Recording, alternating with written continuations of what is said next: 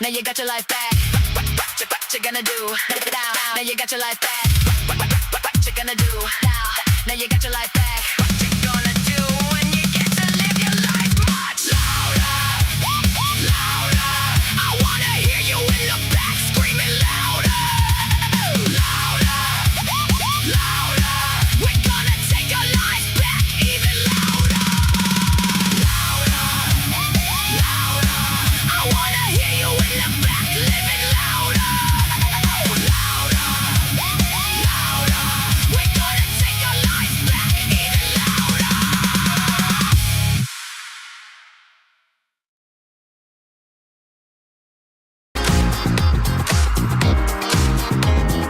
Happy Sunday, everyone, and welcome to Sunday Sessions, our weekly touchpoint of connection, community, and conversation. Wherever you're joining us from, whether you're here live, catching the replay, tuning in through our global campus, or gathering at a local watch party, we are genuinely glad to have you here. Our mission is simple. We're here to help you connect better, build better, and live better. Our values are clear. We are forward-thinking, people-centric, and life-affirming. And our why is the heartbeat of it all. People matter. That's what brings us here. That's what holds this together. This is not a space for performative certainty or inherited fear. This is a space for honest thinking, shared responsibility, and intentional connection. So whether this is your first time or your 100th time, welcome. You do not have to have everything figured out to belong in a place that takes people seriously. Is this your first time with us? We're especially glad you're here, and we hope this experience gives you something real to carry with you. Not just inspiration for a moment, but connection that makes a difference. To all of our guests, we've got a free gift for you. It's a small expression of our hospitality and a helpful tool for navigating connection in real time. Just follow the link on screen and claim it whenever you're ready. And those of you who call Bridge City home, thank you for continuing to build this big old community with us. Community like this does not happen by accident. It happens because people like you keep choosing association over isolation, contribution over passivity, and relationship over bare performance. This month carries a little extra weight for us. It's Earth Month. It's also rising season, and it's Bridge City's 2nd anniversary. So this is a season for reflection, renewal, and responsibility. A season to celebrate not only this community, but the beauty of spring, the resilience of humanity, and the possibility of becoming more alive to the world around us. This month's series is also called Louder. Louder is about making a shift from obsession with what we hate to deeper investment in what we are here to nurture. From reaction to intention. From contempt to cultivation.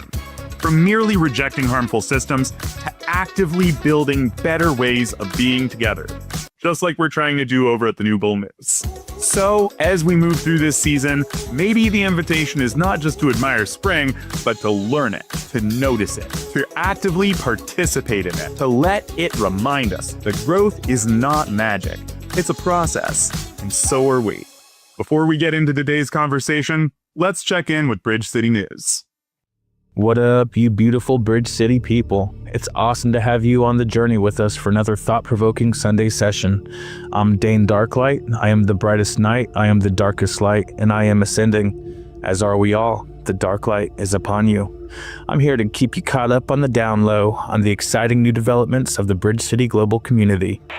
If you haven't yet, download the app, get involved in the Bridge City Circle, and start engaging with a diverse and dynamic group of brave people who have defied the broken theology of Abraham by thinking for yourself and have outgrown those closed-minded communities based on religious exclusivity and dogmatic limitations. There's a whole lot of growing, a whole lot of rising, and a whole lot of unique ideas coming together right now at Bridge City Global. So deep dive, jalapeno it. Our global campus is still under construction, but it's growing fast. The lobby is live, and it's becoming your central hub for exploring the Bridge City experience as it expands. Your voice and ideas is an integral aspect to the social evolution and advancement of human potential and expression. Use it or lose it, your voice is your power. Inside, you can already begin navigating spaces like the Welcome Center, Event Center, Business Center, clubs, and more. So stop by, look around, and see how this humanity-driven campus is being built to support real connection, shared growth, and community beyond ideological isolation. If you've ever watched Sunday sessions and thought, we need something like this in my city, this is your sign. Get involved and become the launching pad of Bridge City in your area. The beacon that provides space for this growing secular community which transcends the limitations of religious community. Become the substrate which helps cultivate an atmosphere of secular acceptance for those who are ready to build a new and better world. A watch party is one of the easiest ways to start creating local connection around the Bridge City experience. It can be small, simple, and meaningful. Just a few people gathering in person to watch, reflect, and build together. If you're interested in becoming that spark in your area, visit the link on the screen and check out everything you need to start, host, and lead a watch party.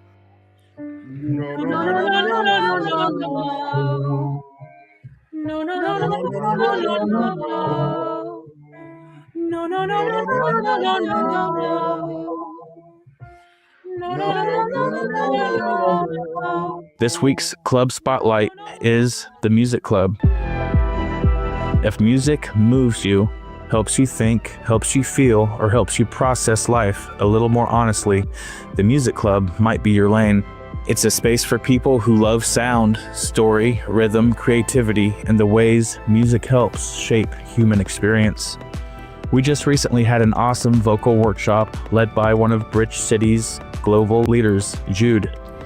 I had the honor of attending this workshop where we learned the basics, how to breathe properly, and vocal warm-ups. Most importantly, I learned that I can improve my voice with intentional practice and perseverance. So if you've been looking for another way to connect around shared interests, make sure you check out the Bridge City Music Club. To all of our new members, welcome home. We know joining a new community can feel like a lot, especially online. That's why we've been intentionally building Bridge City to be easier to navigate, easier to engage, and easier to grow within. Dive deep or swim in the shallows, it's up to you. This is an open invitation to all who are curious, atheists, theists, spiritual, or none of the above. This is a call to all who wish to live and love. And the growth has been real since January. Almost 70 people have joined the community, and we're excited about every single one of them. Share your life, share your voice. We accept and appreciate you all for making Bridge City your community of choice. If you're new, make sure you visit the link on the screen, complete the new member journey, explore the campus, and introduce yourself. Because at Bridge City, intentional membership matters. There's a lot happening this month, so here's your reminder to stay connected. We're celebrating Bridge City's 2nd anniversary, which is a huge milestone for this growing community. We're also in Rising Season, our shared season of reflection, growth, renewal, and recommitment to what it means to rise together. Our monthly new member house party happens on the last Wednesday of the month. So if you're new, make plans to pull up and connect. And yes, movie night is happening too, along with even more opportunities to gather throughout the month. So make sure you check the calendar and stay in the know. If you're ready to do more than watch, if you're ready to help build, we'd love to have you on the team. We are moving from conceptual to operational, and that means we need people willing to step in, collaborate, serve, create, organize, support, and help make this community stronger. If you are ready, you already belong here. Volunteering is not just about fulfilling an inert role. It's about expanding our capacity and ability to more effectively care for real people in real time. It's about building relationships that matter. It's about helping more people see the vision by choosing to be the bridge. This city is global. Check out the team's page and explore where you might be able to fit in, build up, and show out. And don't forget, every second Tuesday of the month is Giving Tuesday at Bridge City. We don't do guilt, we don't do pressure, and we definitely don't do manipulative giving language. We believe in shared responsibility. Help in whatever manner you are willing and able to contribute. If you can donate monetarily to help the cause of expanding Bridge City, that is absolutely much appreciated. We are well aware that many people are in hard times, so only donate monetarily if it will not hinder your life. Giving Tuesday is about funding and finding the freedom we're building together. It's about choosing association over isolation and investing in a future where people actually have places to belong, grow, and contribute. Your generosity helps us keep showing up. Your generosity helps us keep building the global campus for everyone. Your generosity helps us create experiences, spaces, and opportunities that make this community more real, more accessible, and more impactful to succeeding in the goal of providing a humanity-driven community not bound by the limitations of religious ideology. So if you believe in what we're building, mark your calendar and help us keep moving forward in whatever way you are able to contribute. Thank you for your participation in building a better humanity. Now, it's time to do them things. Share the stream, hit the like button, and subscribe if you have not already. Thanks for watching. I'm Dane Darklight. You can find me at Darklight Delirium. I'm a non-Abrahamic, true monotheist. I believe in imaginary friends, and you can't stop me. Be the bridge. The dark light is upon you. Stay beautiful, people. Happy Sunday, everybody. Welcome in from wherever you're watching from. Speaking of wherever you're watching from, make sure to drop it in the chat as you're coming in. You never know if you're going to be watching with your neighbor. I'm so glad to see so many of you here with us this weekend for the conclusion of our Louder series. We've been sitting in it for the entire month of May. Listen, if this is your first time here, we'd love to get a gift to you.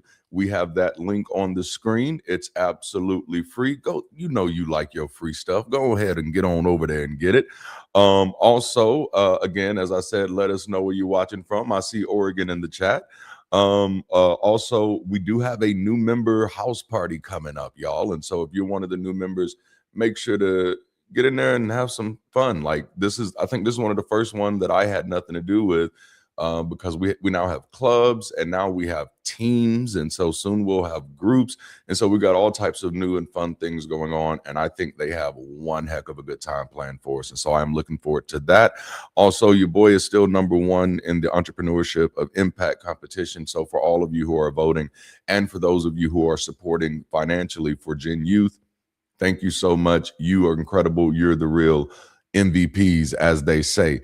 And then, of course, movie night is coming up, and it is going to be Don't Look Up. Don't know if you've seen it. Don't know if you've ever watched it with the group before, but this is probably a good time to get in on it. Make sure to check the calendar. And next month's series, we're going to be starting our NSFW series. We're going from louder to dealing with shame, sexuality, identity, patriarchy, purity culture. Ooh, we're going there next month. So be with us for that. All right. So let's get into this. We opened this series with this midget on the mountain advice that I was given from a pastoral contemporary when I was still operating in what we'll call the Christian expression of service. Now I'm just operating in the humanist expression of service. But when I was still operating in the Christian expression of service, I had a friend give me some advice when my church was struggling to hit this kind of growth pocket that we were trying to get through. And he said, Darante, because he's like, I didn't have what everybody else had, didn't have a lot of stuff. And he was like, what you got to learn how to do is to be the midget on the mountain. And I was like, ooh, I don't know what that means. You're going to have to break it down to me like I'm 3 years old or something. You know what I'm saying? Maybe 5. But ultimately, it was like, you don't have a lot, but you can be loud, you can be effective, you can be impactful, and you have to find those ways to do that. And the big point is that you don't need a cathedral to lead a movement. You just need to stand on the peak of your convictions. In this space, you don't need a call from a God to lead. You just need to see a need that you're willing to commit to. See, in this stage, we stop asking for a seat at the table of yesterday, and we started building our own tables with a focus on tomorrow. The old world, the old structures told us to be quiet. They told us that without a God, we'd have nothing to say. But what we've realized in Bridge City is that the world isn't waiting for a miracle. It's waiting for a human who is brave enough to be loud. Listen, if you ain't scared, go ahead and put loud in the chat. We're looking for people, and we've been talking about it all month long, for people to be loud with what they love, loud with how they're living, loud with how they're lifting, and loud today with how they're leading. Religion has spent several thousands of years building cathedrals, around questions that they weren't actually trying to answer. We're going to spend the next phase of our social evolution building communities around problems that we actually can solve. I'm going to say it again because I don't want anybody to miss that. No, religion has spent several thousands of years building cathedrals around questions that they weren't really trying to answer, that they weren't actually trying to answer. We're going to spend the next phase of our social evolution building communities around problems that we can actually solve. So we don't need some great commission from the clouds when we have a great necessity right here on the ground. In a post-religious context, many people are leadership shy because they've seen authority abused. That's real. No, you've seen authority abused. But I'm challenging the community to realize that abdication is not the answer to abuse. Better leadership is. Okay, no, stepping down, this isn't the time for stepping down. This is the time for stepping up. This is not the time for standing by. This is the time for standing up. When you're looking around at the world and things are falling apart, no, you don't find a cave to run into. You find a group that you can connect to where you can work at this thing together. See, the big question swimming through the undercurrent of this entire series has been, how long are we going to keep waiting for someone else to build the world that we keep complaining about? Why are we more interested in looking for people to blame than we are in looking for people to build with? How long are you going to sit on the sidelines, scrolling past problems, talking about problems, debating about problems, picking sides about problems right here, where you team such and such, a team such and such, while the solutions are sitting dormant inside us? I don't think we really wrestled with the far-reaching social implications of being generationally embedded in a centuries-old civilizational framework that has been centered in religious and cultural superstition. It does not just program you, it postures you. Okay. Yeah, I'll run it back. It doesn't. Being situated in a framework that is centered in religious and cultural superstition that you have been generationally embedded into, it does not just program you. It postures you.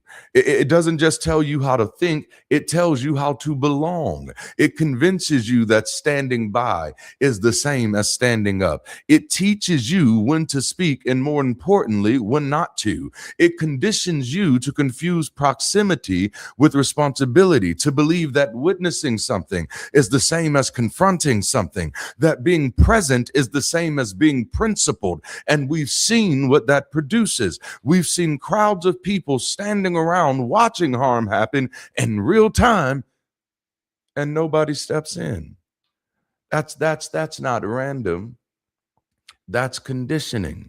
That's what happens when people are trained to defer instead of intervene, when they've been taught their whole lives that authority belongs somewhere else, that responsibility belongs somewhere else, that action belongs somewhere else. So instead of standing in, they stand by.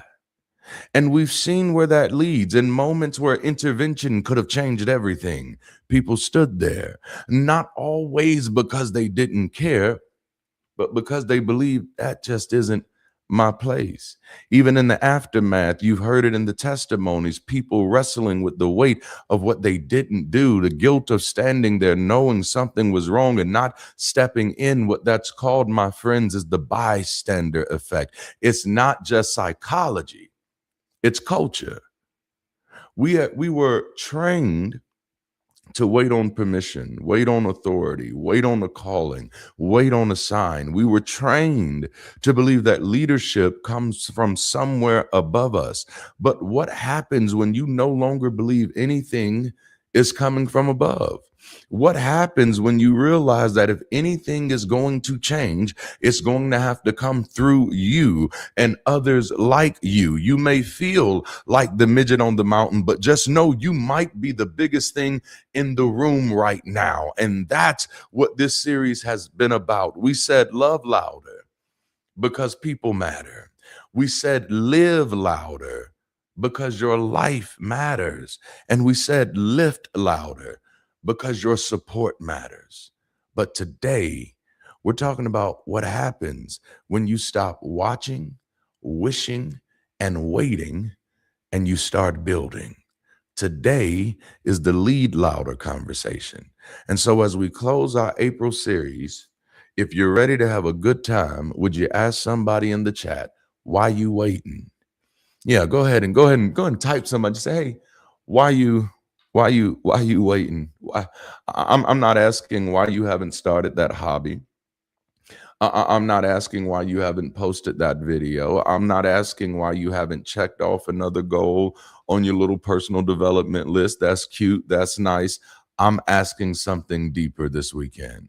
Why are you waiting to become responsible for the world you keep saying you want to see? Why are you waiting to become responsible for the world you keep saying that you want to see? Why are you waiting for someone else to build the kind of community that you needed when you were breaking away from religion? Why are you waiting for someone else to create the spaces, the systems, the support, the language, the culture, the care, and the courage that would have helped you survive? Who got you shook? What got you scared? Why are you waiting? Why are you so content thinking that it's going to be somebody else's responsibility to make it happen? Why are you going to be so content and not being a co-creative collaborator in the world that you want to see? What got you scared?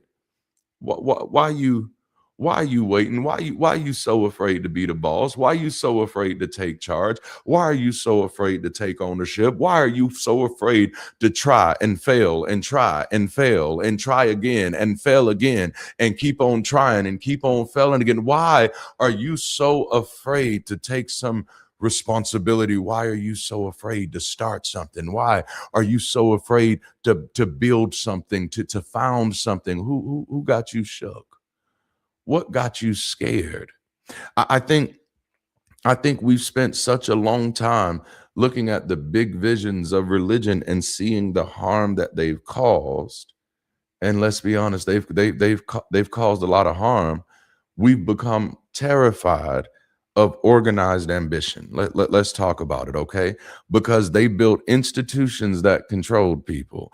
They built systems that silenced questions. Man, they built cultures where obedience was called faith, fear was called reverence, and submission was called humility. But here's where we have to be careful.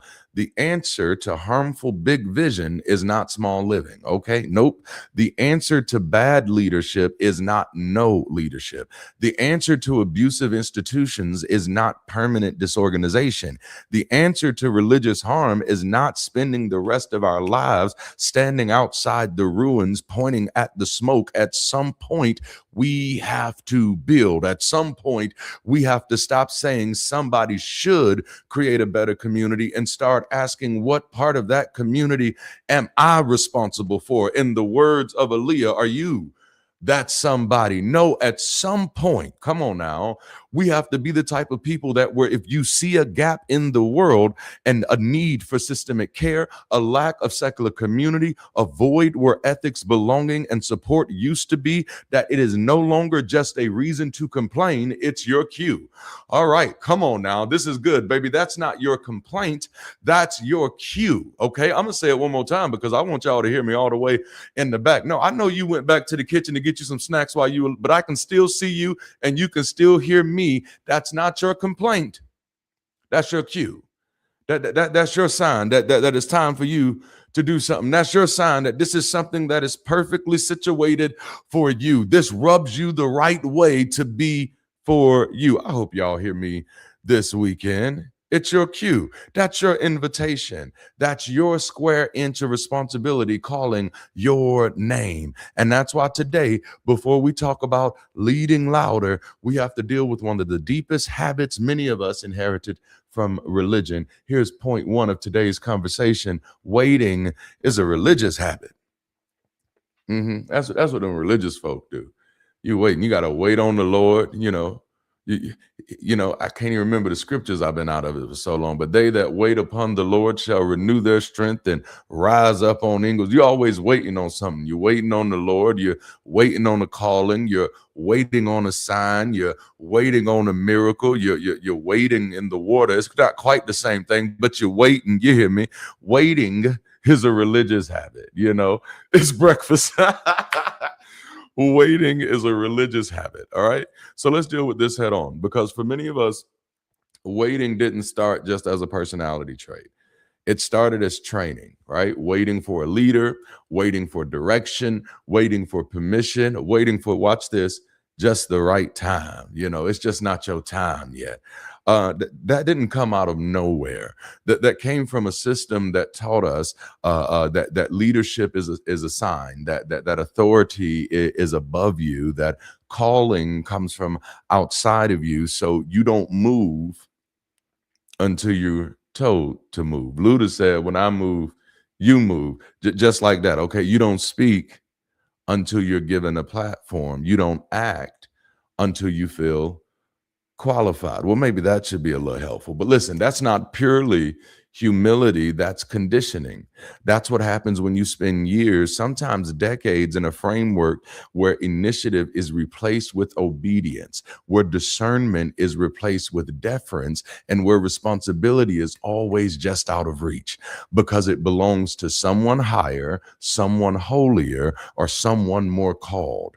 So even after you leave the system, you still carry that with you. You may not believe the theology anymore, but you're still living out the posture. You remember when I said it doesn't just program you, it postures you, still waiting, still watching, still assuming that somebody else is going to step up. And I need you to hear this clearly. That habit doesn't disappear just because you've deconstructed your beliefs. Okay. Yeah. That habit of dependency on deference doesn't disappear just because you've deconstructed your belief. It's not just a psychology, it's a culture. All right, this isn't theology. This is culture. It ain't just, oh, listen here. It ain't just believers who grew up in a world under this cultural superstition. No, it's not just it is not just a psychology. It's a culture. If you don't confront it, you'll recreate the same silence, the same inaction, the same bystander culture, just with the religious language, or just without the religious language. And here's the truth. We don't always want to say this out loud, but in a post-religious world, there is no one coming. All right, now, no savior. There's no assignment. There's no divine tap on the shoulder, which means if something needs to be built, it's on us. If something needs to be said, it's on us. If something needs to change, it's on us. And that can feel heavy until you realize what it actually is. It's not pressure.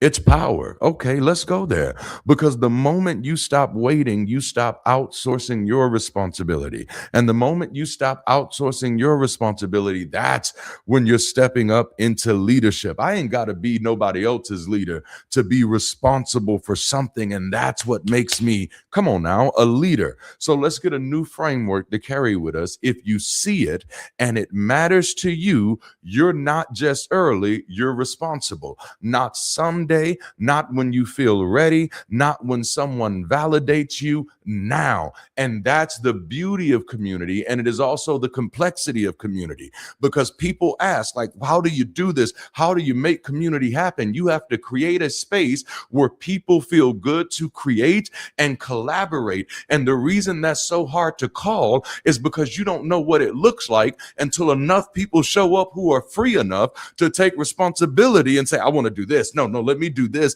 Let me do that. And then community becomes whatever the members want it to be based off of their participative collaboration. I think this is good. I think this is better than good, because watch this. What you're feeling next, it isn't random. And this leads me right to point number 2. Frustration is often vision in disguise. Okay? No. The thing that you frustrated about, yeah, that might be That might be vision in disguise. That thing you're most frustrated about. Remember, I said that's not your complaint. That's your cue. That's just a little perspective change. That's just a little perspective change. That's not your complaint. That's your cue. Frustration is easy to dismiss as negativity. Somebody says, I'm frustrated with the community. I'm frustrated with the lack of support. I'm frustrated with how isolated people feel after leaving religion. I'm frustrated with how toxic online spaces have become. I'm frustrated that people keep talking about the harm, but nobody is building anything to reduce it. And a lot of people will hear that and say, you're just complaining. But what, what if that's not always true? What if frustration is sometimes the first language that vision speaks? Maybe pay attention to your frustrations. Maybe, oh, goodness gracious, we got a whole bunch of series coming up later on, and for the first time, we're doing something that's super exciting, which shows that we're becoming the community that I've been seeing, and that is our members got to pick the next few series. But later on down the road, we're doing one called "Sit in It," because sometimes you got to learn how to sit in your frustration. No, what actually is frustrating me about this? No, what's aggravating me about this? What is this antagonizing in me? Because that's where I can find the protagonist that I am. Y'all are gonna talk to me this weekend. No, we have to sometimes learn how to sit in those frustrations. I don't want to take your frustrations from you. I don't want to take your complaints from you, but I want you to learn how to maximize it. No, I'm frustrated in this. Why am I frustrated? Why am I so angry? Let me get to the root of this. Let me understand this, because if I can get to the root of that, then I can understand what I want to change and why I want to change it. Because before you can build something better, you usually have to become bothered by what is broken. Before you create a healthier space, you have to become disturbed by toxic ones. Before you organize support, you have to be honest enough to admit that people are unsupported. Before you build community, you got to feel that ache of isolation. That's why I say frustration is vision in disguise, because the thing that keeps bothering you may not be evidence that you're negative. It may be evidence that you're noticing something that you were meant to help change. Our paths are often born from our pain. Okay, yeesh, this is good. The thing you survived often becomes the thing you're sensitive to. The thing you never received often becomes the thing you know how to recognize when others need it. The thing that wounded you often becomes the place where you learn how to bring repair. So when something frustrates you, don't just ask, why does this bother me? Ask, what is this frustration trying to show me? Because the thing that bothers you might just be your lane. That irritation, that might not be random, that might be direction. If you don't like toxic communities, build healthier ones. If you don't see representation, create it. If you don't see support, organize it. If you don't see people cared for, start caring. If you don't see better language, start speaking it. If you don't see better systems, start designing it. But don't spend your whole life complaining about the thing you might be assigned to help solve. That's what I mean when I say leading louder and getting out of that bystander effect. The next time you say, man, Aaliyah should be playing in your head. Are you that somebody? All right. Come on now. This is good. Okay. Don't don't spend your life complaining about your cue. Don't. No. No, you've been complaining about this for how many years? Why haven't you taken your cue yet? Mhm. No, this is your cue. So do whatever you need to do. Educate yourself, learn more. I can't afford to go to school. No, get you some free books, get some access, get some grit, do whatever you gotta do. Oh man. But don't you spend your whole life complaining about your cue. Ooh, you know? Nope. No, this might be the thing you're assigned to help solve. And I know that word assigned can feel religious for some of us. So let me say it differently. Don't spend your whole life complaining about the thing your awareness has made you responsible for. You know, me and my wife were talking this weekend, and Darnell, she was like, I really think, I really kind of see that we headed towards idiocracy. See, I think I can see it now. I think I see it. And I said, you know what? The sad thing is, I think the truth is, it's always been idiocracy. It ain't headed towards the. It's always been idiocracy. We just now have the technology, and so now we can see just how idiocracy it is. And that's the thing. Once you see it, whatever your it is, you cannot unsee it. And once you understand the gap, you have to decide what kind of person you're going to be in response to it. Are you going to be a witness? Are you going to be a builder? Are you going to stand there and say, somebody should do something? Or are you going to be the person who says, I may not be able to do everything, but I can do something? That's where leadership starts, not with a title, not with a microphone, not with a committee, not with a call from above or without. Leadership starts when your frustration becomes your responsibility. Damn, that was too good. Let me say it one more time. Leadership starts when your frustration becomes your responsibility. Your frustration is not a burden, it's a blueprint. And once you recognize the blueprint, you don't have to build the whole world at once. You just have to start with what's right in front of you. All right. Which leads us to the next point, and we're moving, cruising easy like a Sunday morning. Lead your square inch. Let's make this practical. Lead your square inch. Once you realize your frustration is a blueprint, the next question becomes, where do I start? And this is where a lot of people get stuck, because you start thinking too big while moving too small. You start thinking, I don't have the platform, I don't have the following, I don't have the resources, I don't have the reach. And so then you begin to hesitate because of what you don't have. But leadership doesn't start global. It starts local. Let me take you something back that we've been saying throughout the whole series.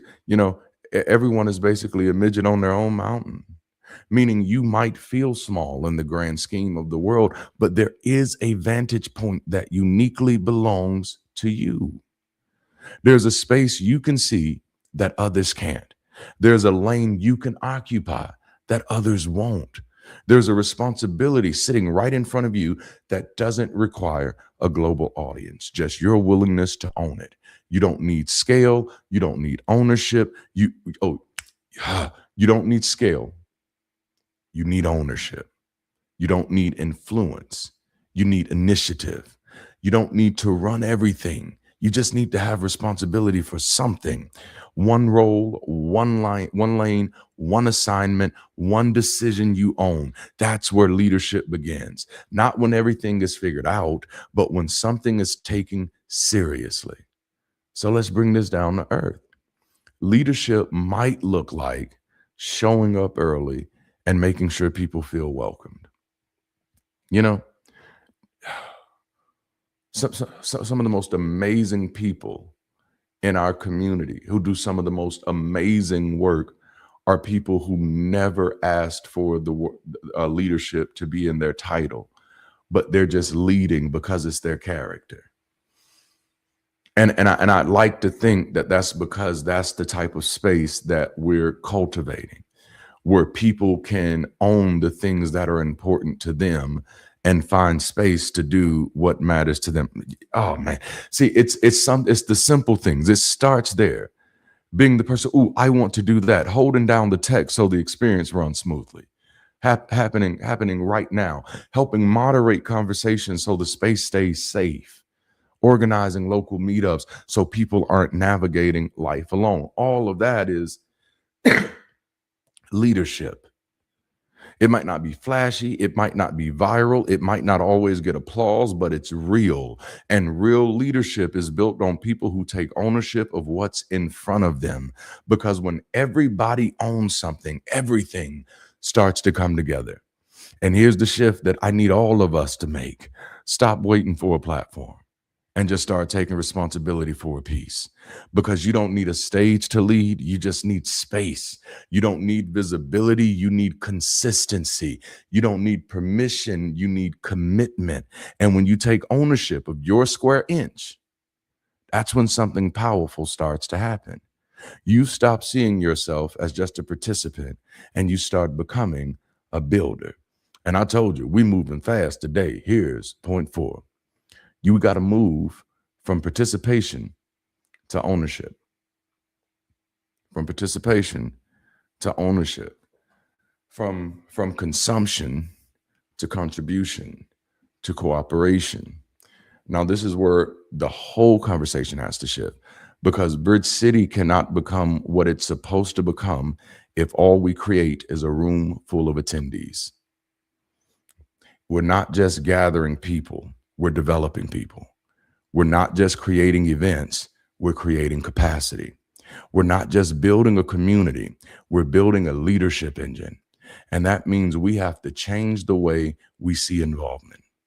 We don't just volunteer just to fill a slot.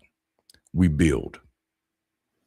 We don't just join just to say we belong. We initiate. There's a difference between saying, I support what y'all are doing, and saying, here is what I'm helping us become. And that's leadership. That's community. That's what Lead Louder is about. In the words of Aaliyah, are you that somebody? Are you the somebody who sees the gaps and steps into it? Are you the somebody who stops waiting for a fully formed system and starts helping us build one? Because don't just lead your own life, lead a vision that includes others.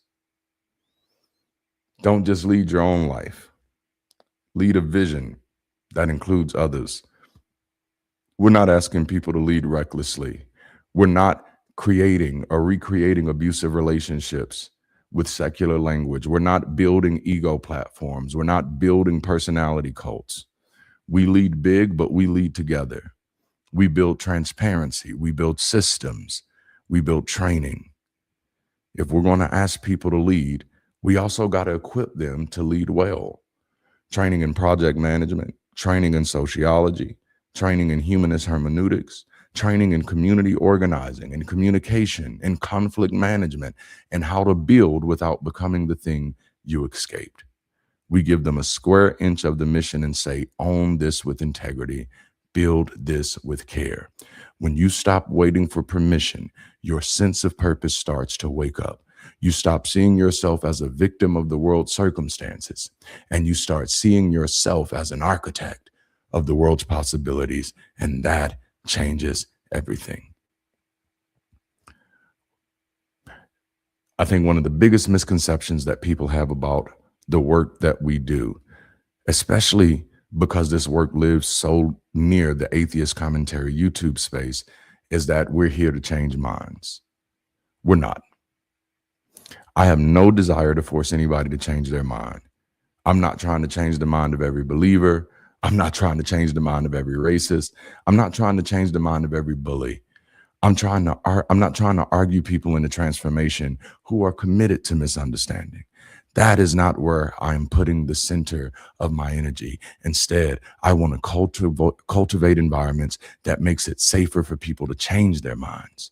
I want to craft conversations and communities that make it easier for people to change their minds. I want to create tools, training, and resources that make it harder for harmful frameworks to monopolize the human need for belonging, meaning, ethics, and support. So no, we are not just changing minds, we're changing lives. And that's why we need people who are willing to lead louder. The question is, who's going to redefine leadership? Because the shoes are still there, the responsibility is still there, and people are going to have to step up. I define leadership simply as the commitment to be developmentally responsible, which means you may not have what it takes. You may not think you have what it takes to start, but starting is where you start to commit to develop to get where you need to go. And once you understand that, everything changes, because if you see the problem, that's your cue. So I'm telling you today, don't you dare stay on the sidelines. Step into your square, take ownership of your vision, invite others into it, and let's build something so real, so effective, so human that the world has no choice but to feel the difference, because the shoes of leadership are still here. And this time we don't use them to walk over people. We use them to walk with people. So step up, let's connect better, let's build better, and let's help each other live better. Thank you all for being here today. What another great session today. It really reminded us that we got to be louder about our shared humanity. So before you go, take a moment to sound off in the comments. What moved you today? After you leave a comment, keep the conversation going on campus, whether in the Commons or the new member lounge. These moments are powerful, but what we do with them turns insight into impact. Now, if today is the day you officially decide to join Bridge City, let me be the first to say, welcome to the Bridge. If our message resonates with you, you found something real here and something worth building, then your next step is simple. Follow the link on screen to take your first steps into the global campus. Once there, we made the pathway from spectator to builder easy. Just tap in and complete the onboarding course. The pathway is designed to help you understand who we are, what we're trying to build, and help you find your new place in your community. It's not about signing up to watch from a distance. It's about connecting to a community and where we're all trying to build something better. Once you complete your first steps, you'll not only know more about Bridge City, but how to plug in and start building to make your impact. And can I tell you about something really exciting for a second? If you didn't know, our very own Darante LaMar has been selected for this year's Entrepreneur of Impact competition. It's kind of a big deal. Throughout April and May, every single day, you can vote for free once every 24 hours. Each vote moves into the next round week by week. And this isn't just about Darante, it's about all of us. As he advances, it puts Bridge City on the map. It shines a spotlight to show off what we are doing here and how we can all make an impact together. So if you can, check out the link in the description and vote today and tomorrow and the day after that. Let's see how far we can take this thing, and we all really appreciate your support. Speaking of support, for those of you who believe in this vision and want to help push it forward, here's your opportunity to give. Your generosity is fueling the mission and scaling up the bridge. Every gift helps strengthen the community and supports all campus activities. That matters. Community doesn't only need content, it needs contact. It needs places, events, hosts, conversations. It needs opportunities for people to connect beyond the screen. Oh, and food. It needs food. When you give, you're making that all possible. You're helping to build a future where people can find not only the ideas that help set them free, but communities that help them live free. The link and the QR code are on the screen now. Thank you for helping us build something real, meaningful, and deeply human. And finally, don't keep this to yourself. There are people out there right now who are searching for a post-religious community. People who have outgrown the old frameworks but haven't found a place to land yet. People who are looking for honest belonging, authentic growth, and a better way to move forward. So share this video, show it to a friend, invite someone you know to join the conversation. Show them the bridge we're building. The more we show up, the farther this bridge can reach. Let's keep building, let's keep rising, and let's reach more people together. With all that being said, thank you for joining us this weekend for our Louder series.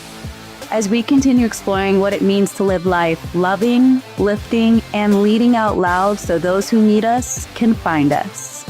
I hope today's conversation gave you something real you can carry forward into your week. Hopefully something practical or grounding, something worth living on purpose for. And to our first-time visitors, you should know, The first time you're a visitor, the second time you're a guest, but that third time, you're as good as family. We can't wait to see you next weekend as we continue our journey together. And to all our members, again, don't let the conversation end here. We have a lot of good stuff in the works. Be sure to check out the Event Center. There you can stay connected to all global virtual events and local happenings all across Bridge City. Events are some of the best ways to keep building and connecting better. As you head into your week, here's the ask. Be forward-thinking in how you approach the world. Be people-centric in how you treat the people in it. And be life-affirming in what you choose to build, protect, and become. That's all for today, Bridge City. Keep rising and be the bridge.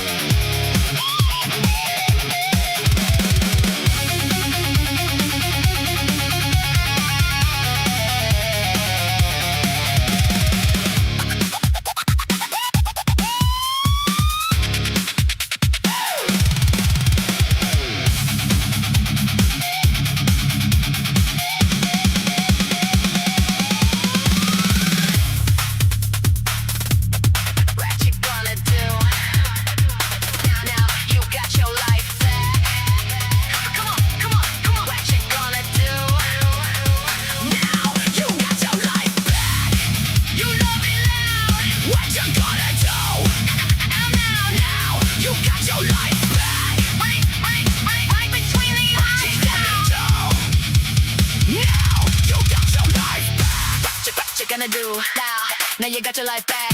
What you gonna do now you got your life back. What you gonna do now you got your life back.